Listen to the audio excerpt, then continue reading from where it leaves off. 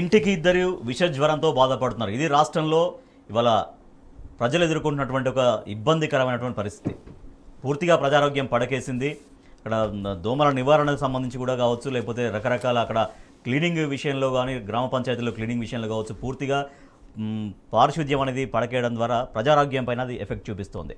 జ్వరాలతో లేదా విష జ్వరాలతో, రకరకాల భయంకరమైనటువంటి జ్వరాలతో ఇవాళ బాధపడుతున్నారు. చాలామంది డెంగీకి గురై ప్రాణాలు వదులుతున్నటువంటి ఒక దయనీయమైన పరిస్థితి కనిపిస్తుంది. మనం ములుగు ప్రభుత్వ దవాఖానలో యాక్చువల్గా ఫోటో చూస్తున్నాం. ప్రభుత్వ దవాఖానలో బెడ్కు ఇద్దరు పేషెంట్స్ ఒకే బెడ్ పైన పడుకొని ట్రీట్మెంట్ పొందాల్సినటువంటి దుస్థితి.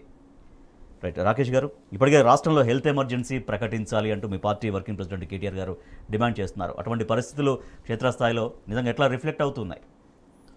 రామన్న గారు ఏదైతే నేను చెప్పడం జరిగిందో, కేటీఆర్ గారు చెప్పిన దాంట్లో, మా ప్రభుత్వం రాగానే, కేసీఆర్ గారు రాగానే ఏం చేశారు? హాస్పిటల్ పెంచారు. హాస్పిటల్ నిర్మాణం జరిగింది. అదేవిధంగా మెడికల్ కాలేజీల నిర్మాణం జరిగింది. పల్లె ప్రగతి, పట్టణ ప్రగతి అని ఒక కాన్సెప్ట్ తీసుకొని రెయినీ సీజన్ రాగానే మొత్తం దోమలు నిర్మూలించడానికి మొత్తం క్లీన్ చేయడం జరిగింది. ఈరోజు పారిశుద్ధ్య కార్మికులు రోడ్ల మీదకి వచ్చారు, మాకు జీతాలు లేవని చెప్పేసి. అంటే ఇక్కడ జరుగుతుంది ఏంటంటే, తాలిబాన్లు రాగానే ఎట్లయితే బుద్ధ విగ్రహాలను కూలగొట్టిర్రో అట్లా వీళ్ళు కూల్చివేత కార్యక్రమాలే పెట్టుకున్న తప్పితే కన్స్ట్రక్టివ్ కార్యక్రమాలు ఏది పెట్టుకోలేదు. మీరు చూడండి ఏం జరిగింది. ఇప్పుడు గతంలో మన ప్రభుత్వం అంతేందుకండి, నిన్న ఒక టెండర్ వేసారు. మల్లన్న సాగర్ నుంచి వెళ్ళి నీళ్ళు తీసుకురానికి ఓ 1500 కోట్లు, 15,000 కోట్లు, 20,000 కోట్లతో ఒక టెండర్ వేసారు. మల్లన్న సాగర్ కట్టింది ఎవరండి? కేసీఆర్ గారు. ఆడికేంచి ఈరోజు హైదరాబాద్కి నీళ్ళు తీసుకొచ్చుకోవాలి. అండ్ నెక్స్ట్ వచ్చేసి నేను ఏమంటానంటే, మెడికల్ కాలేజీలు తీసుకొచ్చి కేసీఆర్ గారు చేతిలో పెడితే వాటికి పర్మిషన్లు తీసుకురానికి శాతనైతే లేదు. 5 మెడికల్ కాలేజీల పర్మిషన్ కేంద్రం దగ్గర కేంద్రం ఇప్పటికి పర్మిషన్ ఇవ్వలేదు. అండ్ నెక్స్ట్ వచ్చేసి నేను ఏమంటానంటే, హాస్పిటల్లో కేసీఆర్ కిట్ ఇచ్చేటోళ్ళు డెలివరీ అయినప్పుడు. అదేవిధంగా అమ్మాయి పుడితే 13,000, అబ్బాయి పుడితే 12,000 రూపాయలు ఇచ్చేటోళ్ళు. అవి కనిపిస్తున్నాయి ఎక్కడన్నా? అండ్ నెక్స్ట్ వచ్చేసి ఈరోజు ఏ గవర్నమెంట్ దవాఖానకు పోయినా కానీ బీపీ గోళీలు కావచ్చు, షుగర్ గోళీలు కావచ్చు, ₹1 ఖర్చు లేకుండా డెలివరీలు అవుతుండే మందులు ఇచ్చేటోళ్ళు. ఈరోజు జ్వరానికి మందులు లేనటువంటి పరిస్థితి. కొన్న మందులను కూడా ఏం చేశారు, మనం చూసినాం. మనం ఆదిలాబాద్ ఎక్స్పైరీ డేట్ అయినటువంటి మందులను నిర్మల్ దవాఖానలో, ఖానాపూర్ ఏది మన చెన్నూరు దవాఖానలో పెట్టిర్రు. అదేవిధంగా ఆదిలాబాద్లో చూస్తే మొత్తం పందికొక్కులు, ఎలుకలు, అక్కడ ఉన్నటువంటి మందులు మొత్తం కొట్టేసినటువంటి పరిస్థితి. కొన్న మందులకు దిక్కు లేదు, కొత్త మందులు కొనేటోళ్ళు లేడు. అండ్ నెక్స్ట్ వచ్చేసి ఇప్పుడు ఏమన్నంటే డైవర్షన్ పాలిటిక్స్. జ్వరాల గురించి ఆలోచించదు ప్రజలు, రైతు రుణమాఫీ గురించి ఆలోచించదు ప్రజలు, రేపు పొద్దుగల ఇప్పుడు కరెంటు కోతల గురించి ఆలోచించదు. కాబట్టి రోజు ఒక న్యూస్ సంచలనం చేయాలి. దీనికి ఏం చేయాలి? ఎలక్ట్రానిక్ ప్రింట్ మీడియాని వాడుకోవాలి. కొన్ని వాళ్ళ కొమ్ము కాసే పత్రికలతోటి ఉసిగొల్పాలి. ఈరోజు పరిస్థితి ఏందండి? నాట్ ఓన్లీ అది కాదు, హైదరాబాద్కి వస్తేనేమో మర్డర్లు, రేపులు, రోజు ఒక మర్డర్ అవుతుంది, రోజు ఒక అరాచకం జరుగుతుంది. మొన్న కొడంగల్ స్వయంగా ముఖ్యమంత్రి గారి కాన్స్టిట్యున్సీకి సంబంధించిన ఒక అమ్మాయి, అక్కడ అంధ విద్యార్థుల పాఠశాల ఉంటే ఆమె రేపు జరిగింది. ఇంతవరకు దాని గురించి ఒక సమాచారం లేదు. ఆ శిక్ష ఏం తీసుకున్నారు, ఏం చర్యలు చేపట్టారో కూడా లేదు. దేశం మొత్తం కోల్కతాలో జరిగినటువంటి వైద్యురాలి అత్యాచారం గురించి అల్లకల్లోలం అవుతుంటే ఇక్కడ స్వయంగా ముఖ్యమంత్రి కాన్స్టిట్యూషన్ అయితే దిక్కులేదు. మందుల గురించి ప్రస్తావించారు. మినిమం ఉండాల్సినటువంటి మందులు కూడా లేకపోవడం, దాదాపుగా 600 కోట్ల మందుల బిల్లులు పెండింగ్ లో ఉన్నాయనేది కూడా ఒక వార్త, ఆందోళనకరమైన వార్త. దీనిపైన ఎటువంటి రివ్యూ కానీ, సమీక్ష కానీ, ఒక మీటింగ్ కానీ, అసలు హెల్త్ మినిస్టర్ ఫోటో ఏ పేపర్లో కూడా దాదాపు కనిపించట్లేదు. మరి ఒకటే చెప్తున్నాండి, ఆల్రెడీ కేసీఆర్ గారు పెట్టిన హాస్పిటళ్లకు, మెడికల్ కాలేజీలకు పర్మిషన్లు తీసుకురావడంలో విఫలమైనరు. నెంబర్ 1. నెంబర్ 2 వచ్చేసి ఈరోజు ఏ దవాఖానా కూడా మందులు లేవు. నెంబర్ 2. నెంబర్ 3 వచ్చేసి డాక్టర్లు ఎవరైతే ఉంటారో, మంచి డాక్టర్లు ఎవరైతే ఉంటారో వాళ్ళంతా కూడా సీనియర్ డాక్టర్లు అందరినీ కూడా ఒక్కొక్క హాస్పిటల్కు సూపరింటెండెంట్గా పెట్టి కేసీఆర్ గారు ఇక్కడ అన్ని హాస్పిటల్ను స్ట్రిక్ట్గా రన్ చేయడం జరిగింది. చెస్ట్ హాస్పిటల్ కావచ్చు, గాంధీ హాస్పిటల్ కావచ్చు. కరోనా టైంలో కూడా అక్కడ మంచి వైద్యం అందింది. ఈరోజు వాళ్ళందరినీ ట్రాన్స్ఫర్ చేశారు, డబ్బులు తీసుకున్నారు, ఇష్టారీతిగా ట్రాన్స్ఫర్లు చేసి పడేసారు. ఒక్క సీనియర్ డాక్టర్ లేడండి ఈరోజు దవాఖానలోకి పోతే. అసలు దవాఖాన అడ్మినిస్ట్రేషన్ మొత్తం కొలాప్స్ చేసేసారు. ఎవరికి ఇచ్చారా అంటే వీళ్ళ తాబేదారులకు, వీళ్ళకి డబ్బులు ఇచ్చి ఎవరైతే పదవులు కొనుక్కున్నారో వాళ్ళకి. ఈరోజు ఏ గవర్నమెంట్ హాస్పిటల్ కనుకో, ఈ పలానా గవర్నమెంట్ హాస్పిటల్లో మంచి సూపరింటెండెంట్ ఉన్నాడని చెప్పి చూపెట్టండి. అన్నిటికీ కూడా మొత్తం సోల్డ్ అవుట్ చేశారు. రేపు రాబోయే కాలంలో కూడా ప్రభుత్వ హాస్పిటల్కి ప్రజలు పోలేనటువంటి దుస్థితి. ఆరోగ్యం అనేది చాలా కాస్ట్లీ వ్యవహారం అయిపోయింది. జ్వరం వచ్చిందంటే అది డైరెక్ట్ గా విష జ్వరాలే వస్తున్నాయి. అది డెంగీ ఫీవర్, డెంగ్యూ, మలేరియా ఇవన్నీ వస్తున్నాయి. చాలా సీరియస్ వైరల్ ఫీవర్స్ వస్తున్నాయి. ఇంట్లో ఒకరికి వచ్చిందంటే ఆటోమేటిక్గా నెక్స్ట్ మెంబర్ కూడా అది స్ప్రెడ్ అవుతుంది. సో దీనిపైన నిజంగా ఎంత ఆందోళనకర పరిస్థితి కనిపిస్తుంది బయట. ఒక రివ్యూ లేదు, ఒక మీటింగ్ లేదు, అధికార యంత్రాంగానికి ఆదేశాలు లేవు. అసలు ఆరోగ్య శాఖ మంత్రి ఫోటో కూడా ఎక్కడ కనిపించదు పేపర్లో. సో ఇది సామాన్యులు చాలా ఆందోళన వ్యక్తం చేస్తున్నటువంటి పరిస్థితి.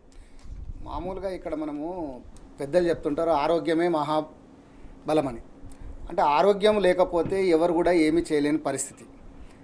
ఆరోగ్యానికి ఏదైతే ఇంపార్టెన్స్ ఇచ్చి గత ప్రభుత్వం మనం కేసీఆర్ గారు పాలనలో తీసుకున్నట్లయితే ఆరోగ్యమే మహాబలము అనే ఒక దాన్ని నమ్మి కేసీఆర్ గారు అధికారంలో ఉన్నప్పుడు, ప్రభుత్వంలో ఉన్నప్పుడు బస్తీ దవాఖానాలు ఏర్పాటు చేయడం జరిగింది. ఎక్కడికక్కడ అందరూ ప్రతిదానికి చిన్న చితకదానికి కూడా పెద్ద హాస్పిటల్లోకి వస్తే పెద్ద హాస్పిటల్లో ఉన్నటువంటి వైద్యము మిగతా వారికి కూడా అందకుండా ఎక్కడ మరుగున పడుతుందని ఒక ఆలోచనతోని ముందు చూపుతోని చిన్న చిన్న వాటికి దేనికైనా కానీ బస్తీ దవాఖానాలు ఏర్పాటు చేసినట్లయితే ఇలాంటి మలేరియా కానీ డెంగ్యూ కానీ లేదంటే కడుపు నొప్పో కాలు నొప్పో ఏదైనా వచ్చినప్పుడు అక్కడికక్కడే స్పాట్లో ఉన్నటువంటి బస్తీ దవాఖానాలకు వెళ్ళినట్లయితే వారు అక్కడ సక్రమైన మందులు ఇచ్చేసి ఇంజెక్షన్స్ కానీ వాటి గైడ్లైన్స్ ఇచ్చేస్తూ వారిని కాపాడుకునేటువంటి పరిస్థితి ఆ రోజు చూసాము. ఈరోజు ప్రజల ప్రాణాలను పోతున్నా కానీ వాటిని పక్కన పెట్టేసి ఏదైతే ఈ యొక్క కూల్చివేతలు కానివ్వండి, బెదిరింపులు కానివ్వండి, లేదంటే ఇంకొక రకంగా కానివ్వండి, వాటి మీద ఉన్నటువంటి ఇంట్రెస్ట్, అంటే దాని మీద ఉన్నటువంటి ఇంట్రెస్ట్ ప్రజల యొక్క ఆరోగ్యం మీద లేకుండా పోయింది. ఈరోజు దామోదర్ రాజనరసింహ గారు ఏదైతే మంత్రిగా ఉంటున్నటువంటి శాఖకు కనీసము 600 కోట్ల మందులకు ఇవ్వాల్సినటువంటి పెండింగ్ బిల్లులు అప్పటికి ఉన్నప్పటికీ కూడా వారు ఏ విధంగా ట్రీట్మెంట్ ఇవ్వగలుగుతారు? అంటే మందుల కొరతతో పాటు బిల్లులు కూడా పెండింగ్ ఉన్నప్పుడు ఎవరు కూడా ముందుకు రారు. కానీ దీన్ని పట్టించుకోకుండా ఎంతసేపు రాజకీయాల కోసమే మాత్రమే రాజకీయం చేస్తూ రేపు భవిష్యత్తులో ఉన్నటువంటి మేము ఇంకేదో చేస్తున్నాము చేయకని చెప్తున్నాము అన్నట్టు మాటలకు మాత్రమే పరిమితం అవుతున్నారు. కానీ మీరు ఏదైతే రైతు బంధు కానివ్వండి, రుణమాఫీ కానివ్వండి, లేదంటే ఉద్యోగాలు కానివ్వండి, ఇవి ఇవ్వకపోగా కనీసం ప్రజలకు వస్తున్నటువంటి జ్వరాలను, అంటే వారి యొక్క చికెన్ గున్యా అనుకోండి, మలేరియా కానీ డెంగ్యూ కానీ చుట్టుపక్కల ఉన్నటువంటి ప్రాంతాలు ఏదైతే ఇంతకుముందు పెద్దలు చెప్పారు, ఎక్కడ కూడా కరోనా టైంలో కూడా కేసీఆర్ గారు ప్రతి సందర్భంలో ఎక్కడైతే వారికి అందుబాటులో ఉంటూ వారికి ఏదైనా జరిగితే ఇమ్మీడియట్లీ యాక్షన్ తీసుకునే విధంగా వైద్యులను అక్కడ నియమించేసి నర్సులను అక్కడ ఎప్పటికప్పుడు పెడుతూ వారికి కావాల్సినటువంటి వసతులు సమకూర్చి, అంటే కిట్లు అంటూ లేదంటే అక్కడ ఉన్నటువంటి హాస్పిటల్లో ఏది కూడా తక్కువ ఉండొద్దు అని చెప్పేసి ఆలోచన చేసినటువంటి సందర్భము వేరు. ఈ రోజు చూసుకున్నట్టయితే కంపారిజన్ చేసుకుంటున్నారు జనాలు కూడా, ఎందుకు ఈరోజు ఈ పరిస్థితి వచ్చింది, గతంలో లేదు కదా ఇంతగానం, ఎందుకు ఇంత పర్సెంటేజ్ ఈ దవాఖానాలో ఒక్కొక్క మంచానికి 3-4 ఉండాల్సిన పరిస్థితి ఏర్పడుతుంది. ప్రైవేట్ దవాఖానాలు అయితే ఇంకా దీన్ని అలసుగా తీసుకొని ఎక్కడ కూడా వచ్చినటువంటి వారి దగ్గర పిండి వసూలు చేస్తున్నారు డబ్బులు. అంటే వారి ఆరోగ్యము ఎక్కడైనా పోనివ్వండి, కానీ ఆరోగ్యం కోసం అంటే ప్రతి ఒక్కరు ఎవరైనా మీరైనా మేమైనా ప్రతి ఒక్క సామాన్యుడైనా కానీ ముందు నా ఆరోగ్యం బాగుండాలనే ఒక ఆలోచనతో ఉన్నటువంటి ఆస్తులమ్మి కూడా హాస్పిటల్లో బిల్లులు కట్టినటువంటి సందర్భాలు మనం చూస్తుంటాము. రాకేష్ గారు, సో అంటే ప్రభుత్వాలకు ముందు చూపు ఉండాలనే దానికి సరే ఈ సబ్జెక్టు రిలవెంట్ కాకపోయినా కూడా గతంలో కోచ్ ఫ్యాక్టరీకి సంబంధించి కేంద్రం మొండి చేయి చూపినా కూడా ఇక్కడ సొంతంగా ప్రైవేట్గా ఒక కోచ్ ఫ్యాక్టరీ ఏర్పాటు చేశారు. ఇవాళ అదే కేంద్ర ప్రభుత్వం ఎంతో ప్రతిష్టాత్మకంగా తీసుకొస్తున్నటువంటి వందే భారత్ రైళ్లకి ఇక్కడ అనేక కీలక విభాగాలను ఇక్కడ తయారు చేస్తుంది. ఇక్కడ ఏర్పాటు చేయబడినటువంటి ప్రైవేటు కోచ్ ఫ్యాక్టరీ, దీనిపైన కేటీఆర్ గారు చాలా సంతోషాన్ని వ్యక్తం చేస్తూ ఆయన తన ఎక్స్ వేదికగా తన ఆనందాన్ని పంచుకున్నారు. మీకు ఎక్స్ వేదిక కాదు, ఎందుకంటే స్వయంగా ముఖ్యమంత్రి గారే ఆ రోజు ఉన్నటువంటి కేసీఆర్ గారు ముఖ్యమంత్రిగా ఆ కోచ్ ఫ్యాక్టరీని సందర్శించడం జరిగిందండి.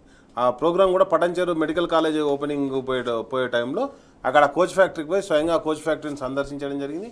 వాళ్ళకి కావాల్సినటువంటి ఏమేమి కావాలో మేడ్ ఇన్ తెలంగాణ కావడానికి మీకు ఒక మాట చెప్తా, ఎందుకంటే మొన్న అన్నాడు దిల్సుఖ్ నగర్ బజార్లో కూడా హెలికాప్టర్లు విమానాలు అమ్ముతున్నారు అన్నాడు.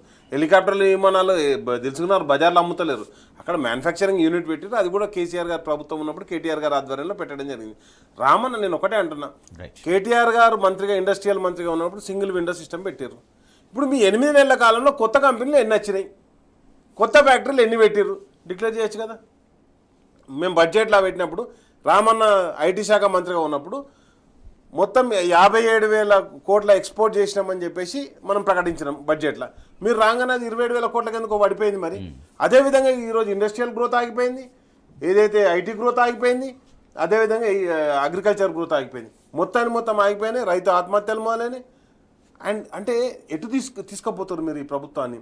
కంప్లీట్గా ఆఫ్ఘనిస్తాన్లో చూసిన తాలిబాన్ ప్రభుత్వం లెక్క తీసుకుపోతారు, ఫ్యాక్షన్ ప్రభుత్వం లెక్క తీసుకుపోతారు. ఎవరికేం దొరకద్దు, అందరు మా ఇంటి ముందు నిలబడాలి.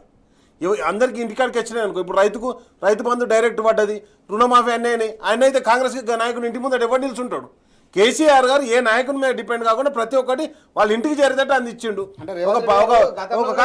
ఒక కేసీఆర్ కిట్ ఇచ్చిండు, మా ఇంటి ముందరికి వెళ్ళి చెప్పులు వేసుకొని పోయి సామాన్యుడు అని చెప్పేసి మీటింగ్ ఒకటే మాట చెప్తున్నా. కేసీఆర్ ఏం చేసిండు, ఎవరు డెలివరీ అయితే ఏ నాయకుని దగ్గర రాలే. ఏ నాయకుని దగ్గర రాకుండా డైరెక్ట్ కేసీఆర్ కిట్ ఆ పిల్లలకి ఇచ్చారు, వాళ్ళకు ఏం దోమ కుట్టకుండా. అవును. నెక్స్ట్ వచ్చేసి వాళ్ళకి ఆన్లైన్ సిస్టమ్ ఇచ్చేసారు, పైసలు ఇచ్చిర్రు. ఆఫ్లైన్ కాదు, మీకు ఒకటే చెప్తున్నా, మొత్తం ఏం చేశారు అంటే దాన్ని విధ్వంసం చేసేసారు. ప్రతి ఒక్కరు కూడా నా ఇంటి ముందర నిల్చోవాలి, ప్రతి ఒక్కరు డైలీ అడుక్కోవాలి. ధోరణి ఎవరు కూడా అంటే ఇది ఎవరి ధోరణి? ఆధిపత్య ధోరణి, ఒక ఫ్యాక్షనిస్ట్ ధోరణి. అంటే మొత్తం కూడా ప్రతి ఒక్కరు కూడా కాంగ్రెస్ నాయకులు ఇంటి ముందర పడిగాడుపుకోగలగాలి. అట్లా ఫస్ట్ రాగానే ఎట్లా కాపిచ్చారంటే మీరు అప్లికేషన్ ఇయ్యారు, మీకు ఏది అడుగుతుంది ఇస్తాం. అప్లికేషన్ అందరు ఇచ్చారు, ఒక్కటి కూడా ఇంత దిక్కు లేదు. బీఆర్ఎస్ గవర్నమెంట్ హయాంలో ఏర్పడిన ప్రైవేట్ రైల్వే కోచ్ ఫ్యాక్టరీ మేధా సర్వో. సో దాని ద్వారా ఇవాళ వందే భారత్ ఎక్స్ప్రెస్ రైళ్లకి భాగాలు తయారు చేయడం అనేది చాలా గొప్ప గర్వకారణంగా వారు కేటీఆర్ గారు ఆనందాన్ని పంచుకున్నారు. అది సంతోషకరమైన విషయం. ఎందుకంటే గతంలో ఇప్పుడు ఎవరైతే విత్తనం పెడితే రేపు ఫలాలు వాళ్ళే తినాలని లేదు. నిజంగా కూడా విత్తనాలు అంటే ఏదైతే మొక్కను నాటినటువంటి సందర్భం కేసీఆర్ గారు కానీ కేటీఆర్ గారు కానీ దానికి నీళ్లు పోస్తూ ఈరోజు 10 సంవత్సరాల కాల వ్యవధిలో దానిని బాగుపరిచినాక ఈరోజు రిజల్ట్ అంటే ఈరోజు వచ్చిందంటే ఇప్పటికిప్పుడు వచ్చింది కాదు. అది గతంలో చేసిన ప్రయత్నాలు కానివ్వండి, దానికి వేసినటువంటి మార్గాలు కానివ్వండి, అవన్నీ సక్సెస్ అయినందుకే ఈరోజు రావడము. దానికి నిజంగా మేము ఆ రోజు గర్వకారణంగా చెప్పుకుంటున్నామని చెప్పి కేటీఆర్ గారు చెప్పడము. ఎవరైనా చేసినటువంటి పని మంచి పని ఉంటే మనం అప్రిషియేట్ చేయాలి. కానీ దాన్ని కూడా ఈరోజు రేవంత్ రెడ్డి గారు వారి ఖాతాలో వేసుకోవడానికి నేను చేయడం వచ్చింది అని చెప్పేసి మాత్రమే చెప్తున్నారు, కానీ దాన్ని పొగడగా పక్కకు పెట్టేస్తారు. ఒకటే మాట చెప్తున్నా, ఈరోజు అంటే ఒకటి సామెత ఉంటుంది, ఒక ఆయన ఒక రైతు ఒక కోతిని సాదుకుంటున్నట. ఆ కోతిని సాదుకున్నప్పుడు ఆయన ఊరికి పోయేటప్పుడు కోతికి ఏం చెప్పిండట అంటే, నువ్వు ఈ చెట్లకు అన్నిటికీ వేర్లను చూసి నీళ్ళు పోయాను అంట. వేర్లను చూసి అంటే అన్ని లేపిందట, అది పీకింది, అది బకెట్లో ముంచింది, నీళ్ళు పోసుకుంటా ఆడబెట్టింది. వచ్చేసరికి అన్ని చచ్చిపోయినాయి. ఎందుకు చచ్చిపోయినాయి అంటే నువ్వే చెప్పినావు కదా వేర్లు చూసుకుంటా. ఆ కోతి శాస్త్ర అవుతుంది ఈరోజు ముఖ్యమంత్రి రేవంత్ రెడ్డి గారు ఉన్నట్లా. ఏమున్నది అన్ని మొత్తం ఎక్కడికక్కడ కూలగొట్టాలి, పలగొట్టాలి, ఇరగొట్టాలి, ఎత్తిపట్టాలి, అంతే తప్పితే ఎక్కడ కూడా ఒక నిర్మాత్మకమైనటువంటి విషయం చేస్తామని లేదు. ఈరోజు ఒక్కటి మాత్రం చెప్తున్నా, కంపల్సరీ తెలంగాణ అంటే పాలకుడు దుర్మార్గుడైనంత మాత్రాన తెలంగాణకు శాపం తలగద్దని చెప్పేసి మొన్న యాదగిరిగుట్ట కూడా వేయించారు. కాబట్టి నేను ఒక్కటే చెప్తున్నా, తప్పకుండా ఈ రోజు ఉన్నటువంటి మెంటాలిటీ మార్చుకోవాలి. కాంగ్రెస్ పార్టీ ఇదే విధంగా ముందుకు పోతే తప్పకుండా తెలంగాణ ప్రజలు సరైన రీతిలో బుద్ధి చెప్పడం జరుగుతుంది. Thank you so much doctor Chirumala Rakesh గారు. Thank you so much Kotam Jangaiah Yadav గారు. ఇది ఇవాల్టి వార్తలు వాస్తవాలు. చూస్తూనే ఉండండి టీ న్యూస్.